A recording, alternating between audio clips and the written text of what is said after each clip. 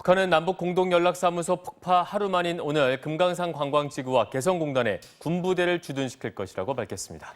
또 남측이 지난 15일 특사 파견을 제안해왔지만 불허했다고 밝혔습니다. 이학수 기자 전해주시죠. 네, 북한이 조선중앙통신을 통해 금강산 관광지구와 개성공업지구에 방어 임무를 수행할 연대급 부대들과 화력부대를 전개하게 될 것이라고 밝혔습니다. 또 남북 군사 협의에 따라 비무장지대 철수했던 민경 초소들도 다시 진출해 전개할 것이라고 예고했습니다. 이는 개성 지역에 전방 주력 부대를 재배치하겠다는 뜻입니다. 계획대로라면 2000년대 남북 평화와 협력을 상징하던 개성과 금강산이 첨예한 군사 대결의 장으로 후퇴하게 될 것으로 보입니다. 조선중앙통신은 또 지난 15일 남측이 특사 파견을 북한에 제안해왔으며 이를 김여정 북한 노동당 제1부부장이 거절했다고 보도했습니다. 통신은 남측의 이 같은 제안에 대해 대단히 불쾌하게 생각한다며 남조선 집권자의 위기 극복용 특사 파견 노름이라고 깎아내렸습니다. 통신은 또 특사 파견 같은 비현실적인 제안으로 신용만 하지 말라는 김여정 북한 노동당 제1부부장의 발언도 함께 전했습니다. 지금까지 통합 뉴스룸에서 전해드렸습니다. 북한이 어제 개성에 있는 남북연락사무소 청사를 폭파했습니다. 이와 관련해 통일부는 어젯밤 긴급 입장을 발표하고 전례를 찾을 수 없는 비상식적인 행위라며 강력히 항의했습니다. 통일부에 나가 있는 취재기자 연결해보겠습니다. 손영 기자. 일단 네. 우리 정부도 항의의 뜻을 표명을 했는데요. 먼저 정부 입장부터 정리해 주시죠. 네, 어젯밤 7시 반쯤 공동연락사무소의 우리 측 소장을 맡고 있는 서호 통일부 차관이 긴급 브리핑을 열고 정부의 입장을 밝혔습니다. 남북관계에 있어 전례를 찾을 수 없는 비상식적이고 있어서는 안 될 행위로 이에 깊은 유감을 표하고 강력히 항의한다는 내용이었는데요. 이번 행동에 대해 응분의 책임을 져야 할 것이라고도 말했습니다. 비교적 비판 수위가 높았습니다. 북측이 대북전단을 문제 삼자 4시간 만에 관련 법령 마련 입장을 밝히는 등 적극 대응에 나섰던 만큼 북한의 행동에 크게 실망하는 모습이었습니다. 물론 북한 김여정 노동당 제1부부장이 예고를 했던 만큼 어느 정도 대비는 하고 있었겠지만 이렇게 신속하게 실행에 옮길지는 통일부도 예상하지 못한 것으로 전해졌습니다. 김현철 통일부 장관 역시 국회 외교통일위원회 현안 질의에 참석한 상태였는데요. 폭파 30분이 지나서야 청와대 국가안보실을 통해 상황을 전해들었습니다. 네, 북한이 빠르게 움직이고 있는데 북한의 경고대로라면 군사 행동으로 이어질 가능성도 배제할 수가 없어 보입니다. 우리 군도 비상체제에 들어가겠군요. 네, 연락사무소에 대한 북한의 언급이 최근 반복돼 왔던 만큼 우리 군 당국은 연락사무소의 폭파 장면을 감시체계를 통해 실시간으로 관측하고 있었습니다. 정경두 국방부 장관은 폭파 직후 곧바로 대북 감시 및 대비태세를 강화할 것을 지시했는데요. 특히 개성공단 건설과 함께 후방으로 물러났던 북한군이 다시 전방으로 배치될 가능성에 주목하고 있는 것으로 알려졌습니다. 아직까지는 병력 이동이나 서해 해안포기지 포문 개방 등의 특이 동향은 관측되지 않고 있는데요. 다만 어제 북한 총참모부가 남북 합의에 따라 비무장화된 지대들을 다시 요새화하겠다고 밝힌 만큼 앞으로 단계별 추가 도발 가능성에 대비하고 있습니다. 북한이 9.19 군사합의에 대해 폐기 수순을 밟고 있는 것으로 보이는 만큼 남북이 함께 철수했던 GP를 재건하거나 NLL 일대에서 사격 훈련에 나설 가능성에 대해서도 대비하고 있습니다. 네, 당분간 남북 관계가 더 악화될 수밖에 없을 것 같은데 우리 정부가 준비하고 있는 대응책은 어떤 것들이 있을까요? 네, 북한이 이미 다음 단계까지 예고한 상태이기 때문에 일단은 상황이 더욱 악화되지 않도록 관리하는 데 주력할 것으로 보입니다. 네, 물론 우리 예산 100억 원을 사용한 연락사무소를 북측이 일방적으로 폭파한 만큼 북측의 책임을 묻지 않을 수는 없습니다. 하지만 보상을 위한 협의 자체가 사실상 불가능한 상황이기 때문에 원칙에 따라 책임을 묻는 게 쉽지만은 않아 보이는데요. 때문에 강경 대응보다는 상황 악화를 막기 위한 전략적인 판단을 하게 될 가능성도 있습니다. 일단 통일부는 폭파 직후인 어제 오후 3시 40분쯤 개성에 위치한 공동연락사무소의 전기를 끊었는데요. 개성공단 기업 비상대책위원회도 오늘 오후 긴급 기자회견을 열고 입장문을 발표할 계획입니다. 지금까지 통일부에서 전해드렸습니다. 미국 국무부는 역효과를 낳을 추가 행위를 하지 말라고 북한에 경고했습니다. 미국 전문가들은 이번 폭파가 한국에 대한 불만 표출과 김여정 부부장의 권력을 과시하기 위한 일종의 북한 내부용이라는 분석을 내놓고 있습니다. 워싱턴에서 박성호 특파원입니다. 북한의 남북 연락사무소 폭파에 대한 입장을 묻는 MBC 질의에 미국 국무부는 더 이상의 역효과를 낳는 행위를 삼갈 것을 촉구한다고 대변인 명의로 논평했습니다. 남북 관계에 대한 한국의 노력을 지지한다고도 했습니다.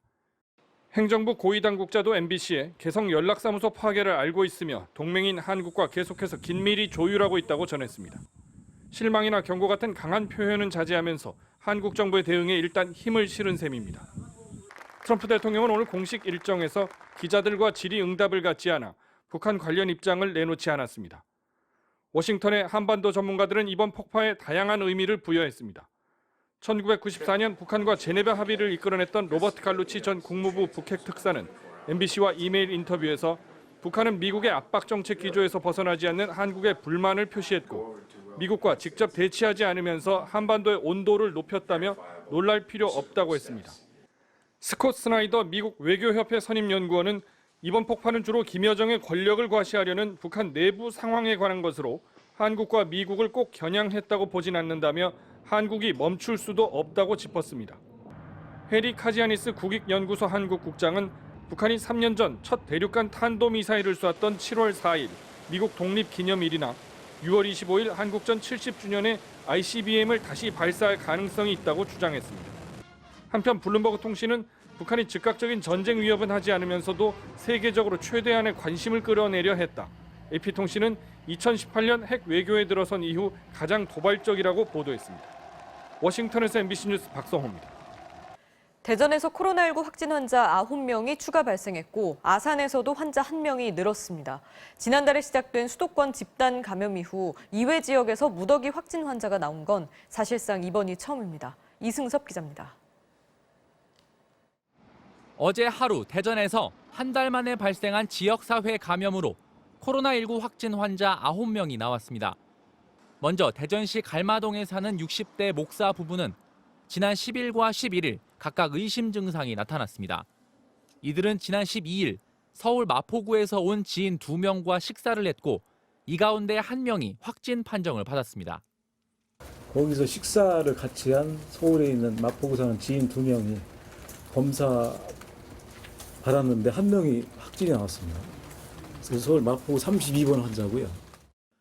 목사 부부는 의심 증상이 있는데도 일주일 가까이 병원과 식당, 약국 등을 다녔고 지난 14일에는 초등학생 남매를 포함한 교인 10명과 함께 예배를 진행했습니다. 예배 참석자 가운데 대전 서구에 사는 50대 여성이 코로나19에 감염됐고 나머지 9명은 음성 판정을 받았습니다. 또 부모와 함께 예배에 참석해 접촉자로 분류된 초등학생 남매도 음성 판정을 받았지만 해당 초등학교는 학생 270여 명을 귀가시키고 대전에서 처음으로 등교 수업을 중단했습니다. 확진자 접촉자가 학생 중에 있다고 그래서 집에서 대기 조치하려고 하교시킨다는 문자가 왔어요. 대전의 49번째 확진 환자인 60대 주부는 동선이 더 복잡합니다. 지난 4일 서울의 한 다단계 관련 설명회에 다녀온 뒤 첫 증상은 지난 11일에 나타났는데 전날 모임을 했던 지인 가운데 50대 여성이 확진됐습니다. 이후 용문동 사무실과 미용실, 서울과 논산의 친인척 집을 방문했고 주로 대중교통을 이용했습니다. 접촉자는 20명으로 파악됐는데 이 가운데 50대와 60대 남녀 4명이 코로나19 추가 확진 판정을 받았습니다. 아산에서도 14번째 확진 환자의 직장 동료가 별다른 증상 없이 코로나19에 감염돼 충남에서도 사흘 연속으로 확진 환자가 발생했습니다. 수도권을 중심으로 한 코로나19의 재확산세가 지역에도 번지면서 방역당국이 방역 대책을 강화하는 방안을 검토하고 있습니다. MBC 뉴스 이승섭입니다. 풍선 효과로 인해 수도권 집값이 반등하면서 정부가 오늘 추가 부동산 대책을 발표합니다. 수도권 전역을 규제 지역으로 묶고 갭 투자에 대한 규제책도 내놓을 것으로 전망됩니다. 이준희 기자입니다. 수도권 풍선 효과와 갭 투자를 차단하기 위한 정부의 추가 부동산 대책이 오늘 발표됩니다.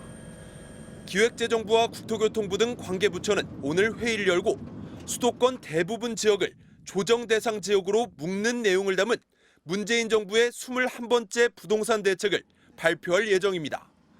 올 들어 집값이 10% 이상 뛴 수원과 구리 등은 투기 과열지구로 격상될 가능성도 있습니다.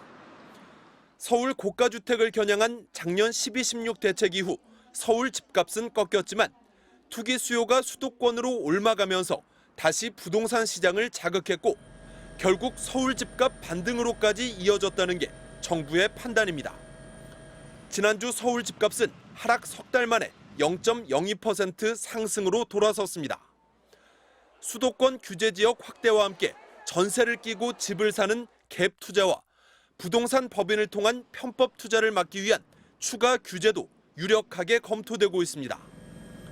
이들이 서울과 수도권뿐 아니라 충북, 청주 등 전국을 휩쓸며 부동산 시장 불안을 초래하고 있기 때문입니다. 아울러 최근 개발 호재로 들썩이는 서울 잠실 일대와 재건축 기대감으로 과열 조짐을 보이는 목동 지역에 대한 핀셋 규제가 이루어질지, 또 서울 등 투기 과열 지구의 중저가 주택에 대한 대출 규제가 강화될지도 관심입니다. MBC 뉴스 이준입니다.